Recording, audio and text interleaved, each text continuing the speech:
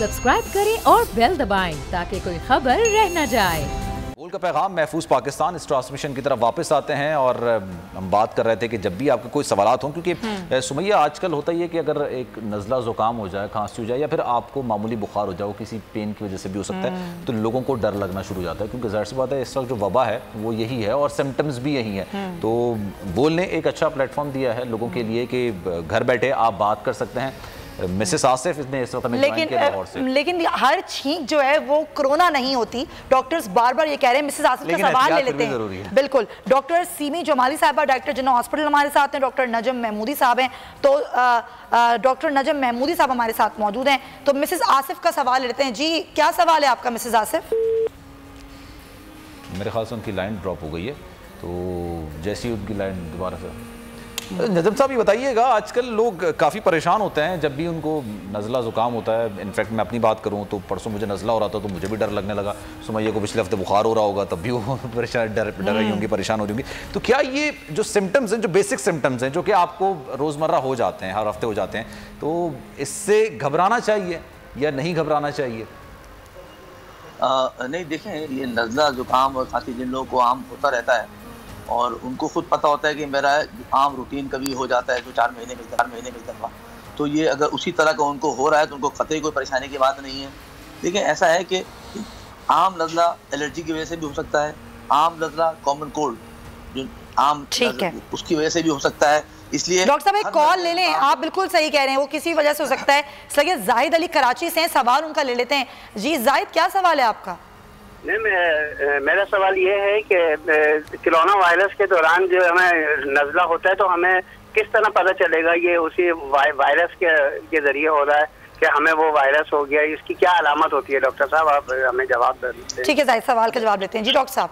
हाँ, देखिए, ऐसा है कि कोरोना वायरस की जो अलामतों, शुरू की अलामतों में तेज़ बुखार और बदन में बहुत टूटन, जोड़ों में बहुत दर्द और नज़ला ज़ुकाम और खांसी, ड्राई कॉफ, आमतौर पे खांसी जो होती है इसमें सूखी खांसी होती है, वीकनेस बहुत होती है और ये कुछ लोगों को डायरिया भी हो सकता है।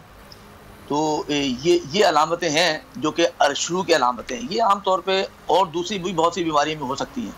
तो इन अलामतों अगर किसी को होती हैं तो उसको फौरन कोरोना नहीं सोचना चाहिए, लेकिन उसको बहरहाल मोहताज ज़रूर हो जाना चाहिए, क्योंकि देखिए ये शख्स आम बीमारी में भी मुब्तला हो सकता है और कोरोना में भी हो सकता है। अगर उसको नज़ला ज़ुकाम खांसी के साथ तेज़ बुखार हो रहा है और बॉडी पेन बहुत ज़्यादा है, इस शख्स को चाहिए कि वो अपने आप को घर में आइसोलेट। तो डॉक्टर साहब कोई सेल्फ मेडिकेशन की तरफ लोग चले जाते हैं अगर आम नज़ला ज़ुकाम होता है? वो बुखार की दवाई जरूर ले। पैरासीटामोल सेफेस्ट दवाई बुखार के लिए है। वो 2-2 गोली दिन में 3 टाइम 4 टाइम एडल्ट 50 kg से ज्यादा का शख्स आसानी से ले सकता है और उसको लेना चाहिए ताकि वो कंफर्टेबल रहे। लेकिन डॉक्टर साहब, ये मौसम जब चेंज हो रहा है और मौसम अब गर्मियां शुरू हो रही हैं, रात में थोड़ी सी ठंड होती है, सुबह ठंड होती है, लेकिन दोपहर में शदीद गर्मी होती है, मौसम चेंज होता है तो वायरल भी आते हैं, फिर आपको नज़ला बुखार खांसी इस तरह के बहुत आम हो जाता है और ये अब शायद अभी होगा भी। तो घबराहट लोगों को यही हो जाती है कि कहीं कोरोना ना हो, और फिर इस तरह नहीं हो सकता कि हर बंदा जिसको ये हो वो आइसोलेशन में चला जाए या फिर आइसोलेट कर ले अपने आप को। तो क्या इसका इंतजार करना चाहिए कि 1 हफ्ते तक आपको ये मुस्तकिल रहे तब आप आइसोलेशन इख्तियार करें?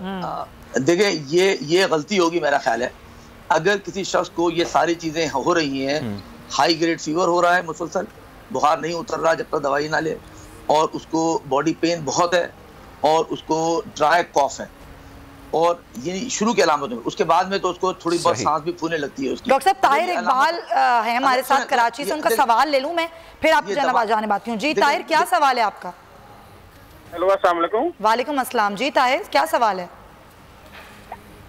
मेरा सवाल मैडम ये है कि जो आजकल जो कोरोना के जो वायरस जो फैला हुआ है बहुत ज्यादा और जगह जगह पे इतनी ढेर गंदगी का है और एक खुला गोश्त जगह जगह पे बेचा जा रहा है, तो इन लोगों से कोरोना नहीं लग सकता क्या? ठीक है जी डॉक्टर साहब। नहीं, इनसे कोई ताल्लुक नहीं है कोरोना के लगने का। कोरोना जो है वो एक मरीज से दूसरे मरीज में जाता है और वो जो मरीज जब बात करता है, खांसता है या छींकता है तो उसमें जो मामूली से ड्रॉपलेट्स निकलते हैं जो कि 3-4 फीट के फासले तक जा सकते हैं, वो अगर सामने वाले शख्स की सांसों में जाएगा, उसकी आंख में अगर जाएगा तो वो उसको जो है ना कोरोना के असरात मुंतकिल होंगे।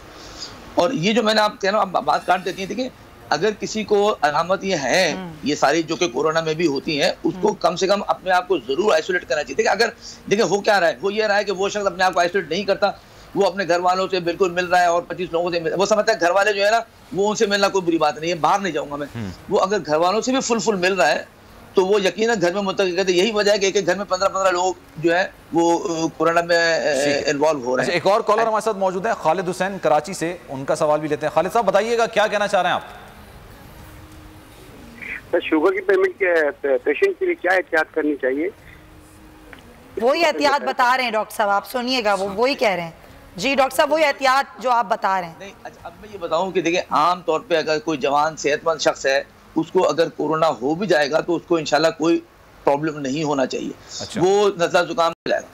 सिर्फ वो लोग जो कि किसी और बीमारी में मुब्तला हैं, मतलब उनको डायबिटीज है, उनको फेफड़े की बीमारी है, उनको दिल की बीमारी है, या उनको जिगर की क्रॉनिक शुगर बीमारी है, या ये कि वो कोई ऐसी दवाएं ले रहे हैं जो कि इम्यूनिटी कम करती हैं, कॉर्टिसोन ले रहे हैं या और इम्यूनोसप्रेसेंट दवाएं ले रहे हैं, ये शख्स वो हैं जिनको अगर कोरोना लगेगा तो वो कॉम्प्लिकेशन में जा सकते हैं और उनकी सांसें इतनी ज़्यादा फूल सकती हैं कि उनको वेंटिलेटर पे जाना पड़े। इन लोगों को ज़्यादा मोहतात होने की ज़रूरत है, और इनके घर वाले अफराद को भी, क्योंकि देखा ना इनके घर में जवान लोग भी रहते हैं। अगर घर का जवान शख्स बाहर जा रहा है आज़ादी से, लोगों से मिल रहा है, और उसको अगर कोई ज़्यादा बुखार नहीं है, कुछ ज़्यादा प्रॉब्लम नहीं है, तो वो अगर समझता है कि मेरी अम्मा से मिलने में कोई मसला नहीं है, तो वो भी गलती है। अगर उसको जरा सी भी अलामत आती है तो उसको अपने आप को जरूर आइसोलेट करना होगा, क्योंकि वो तो ठीक हो जाएगा। ये बड़े लोग, ज्यादा उम्र वाले लोग, अगर उनको लगेगा तो उनके लिए ये एक डॉक्टर साहब एक सवाल मेरा भी है। बहुत सारे लोगों के जहन में ये सवाल होता है कि अगर एक दफा एक कोरोना वायरस किसी को हो गया, वो सेहतयाब हो गया, तो क्या दोबारा उसको ये वायरस हो सकता है? देखिए अभी तक तो ऐसी कोई बातें सामने नहीं आई है, और मैं ये समझता हूँ कम से कम ये इस सेशन में तो उसको दोबारा नहीं होना चाहिए, बिल्कुल नहीं होगा। और बाद में क्यों ये वायरस म्यूटेट कर देता है ना, आगे जाके क्या होगा नहीं पता। बल्कि मैं ये कहूंगा जिसको हो गया है और वो ठीक हो गया है, पॉजिटिव हुआ था, नेगेटिव हो गया है, इस शख्स को तो अपना प्लाज्मा जरूर डोनेट करना चाहिए, क्योंकि प्लाज्मा डोनेशन से जो है ना कुछ लोगों की जानें बचाई जा सकती हैं। अच्छा डॉक्टर साहब ये बताइएगा, यूजुअली अगर जैसे हॉस्पिटल जाया जाए या किसी ऐसी जगह पर जाया जाए जहाँ पर लोगों का रश ज़्यादा होता है, लेकिन आप एहतियाती तदाबीर इख्तियार करें, आप मास्क भी पहने और आप जो है ग्लव्स भी पहन के जाएं, लेकिन वापस जब आए तो आपको ये लगे कि यार कपड़े भी मैं वो पहन के गया था, तो जाहिर सी बात है। सलमान, उस्मान का सवाल ले लें। उस्मान कॉलर है हमारे साथ, फिर आपका सवाल भी उसमें ऐड कर देंगे। इस्लामाबाद से हमारे साथ हैं उस्मान, क्या सवाल है आपका?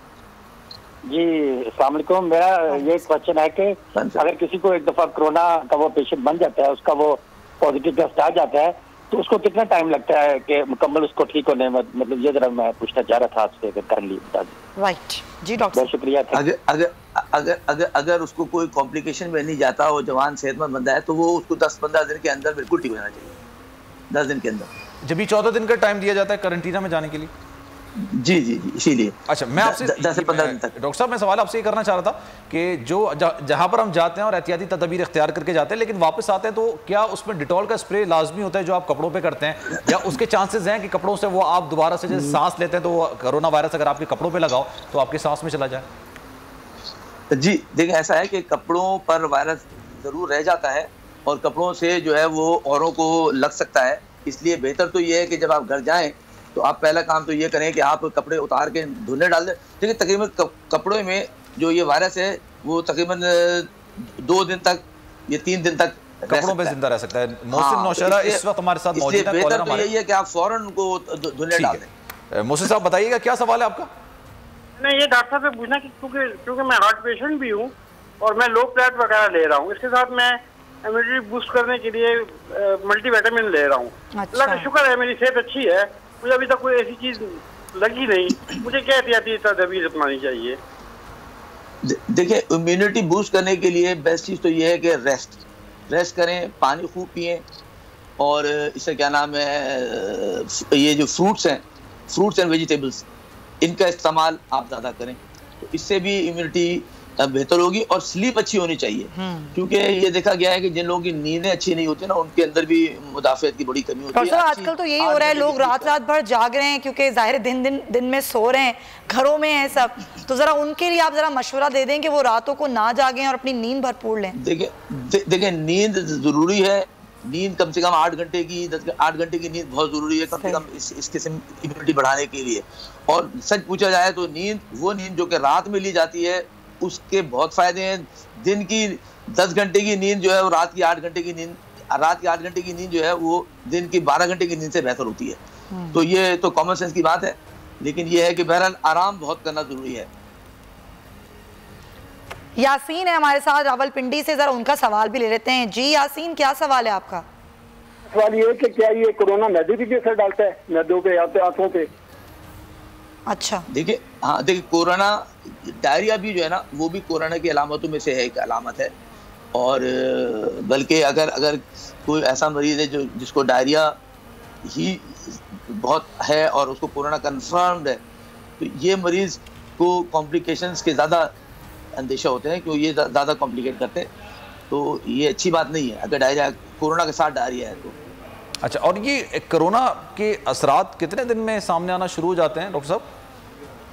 ये जो सिम्पटम्स ऐसा है कि कोरोना अगर एक शख्स से किसी को लगा, जैसे मैं अगर किसी एक कोरोना के मरीज के सामने आया और उससे मुझे सांसों में गया, तो इंक्यूबेशन पीरियड होता है इसमें, यानी 1 से 4 दिन तक वायरस मेरे अंदर रहेगा बगैर किसी अलामत के, और उसके बाद मुझ में अलामत आनी शुरू होंगी। शुरू की अलामतें वो सिर्फ बुखार और नज़ला खांसी हो सकती है, उसके बाद में फिर 6-7 दिन के बाद सांस का फूलना, यानी शुरू के 2-3 दिन जो है ना मेरे अंदर वायरस होगा और मेरे अंदर कोई अलामत नहीं होगी, और मैं उस वक्त भी कंटेजियस हूँगा, मैं औरों को उस वक्त भी ज़हूरुद्दीन हमारे साथ हैं। डॉक्टर साहब सियालकोट से अपना सवाल लेकर वो आपकी जानिब आए हैं। ज़हूरुद्दीन से बात करते हैं। ज़हूरुद्दीन, क्या सवाल है आपका? सर ये कोरोना वायरस के बारे में सवाल है। सर सवाल ये है कि कोरोना वायरस के बारे में सवाल है कि ये 8-8, 10-10 आदमी बैठ के जो एक जगह पे हुक्का पीते हैं, तो इसके बारे में क्या ख्याल है कि इसका कितना नुकसान है? चाहिए 8-10 लोगों के दरमियान बैठ के, लेकिन खैर चले डॉक्टर साहब जवाब देंगे इसका। जी डॉक्टर साहब।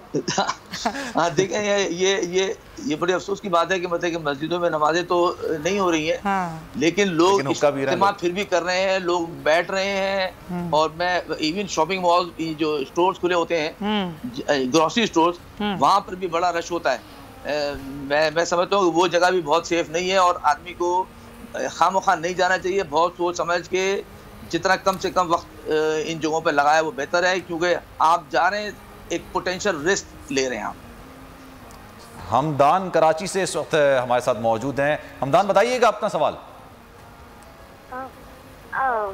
वो चिकन जो है ना, चिकन अगर हम कोरोना में चिकन खा सकते हैं या इसके बारे में कुछ बता दीजिए। हाँ, वो चिकन खानी है बच्चे को की चिकन खानी है सर।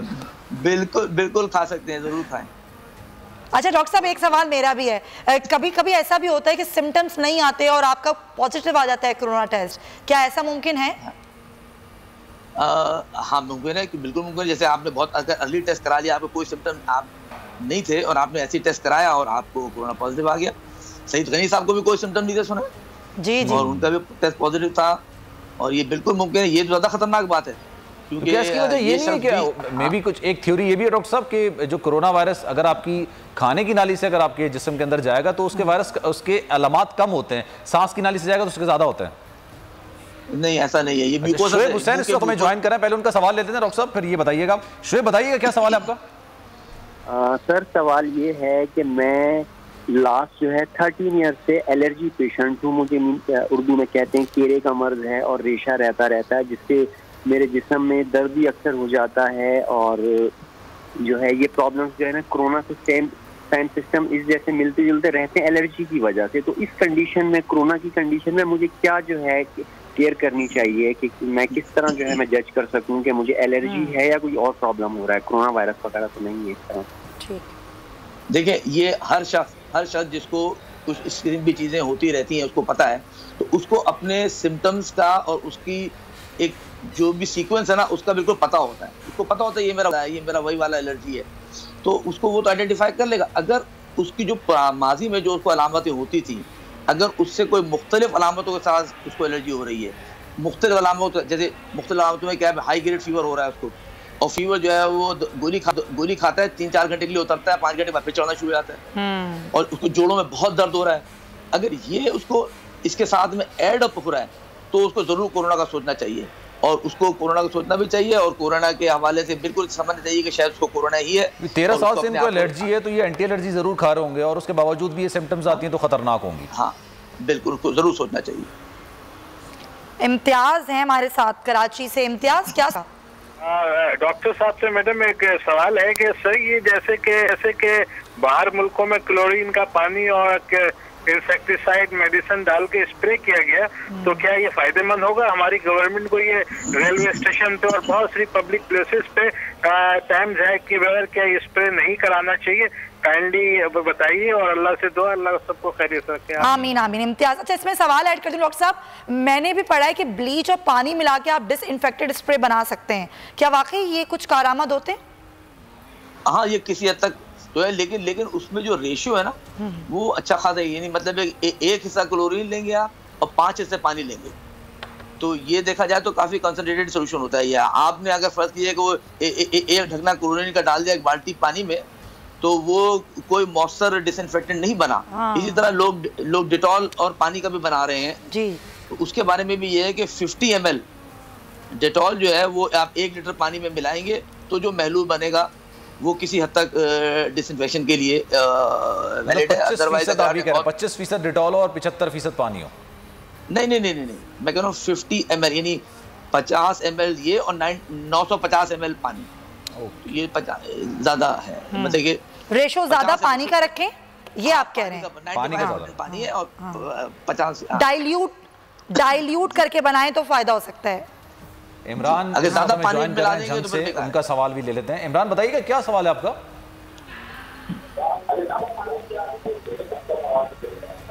इमरान, टीवी को वॉल्यूम बंद कर दें इमरान, आपकी आवाज नहीं आएगी फिर। जी मैं ये पूछ रहा था कि मुझे 2-3 दिन से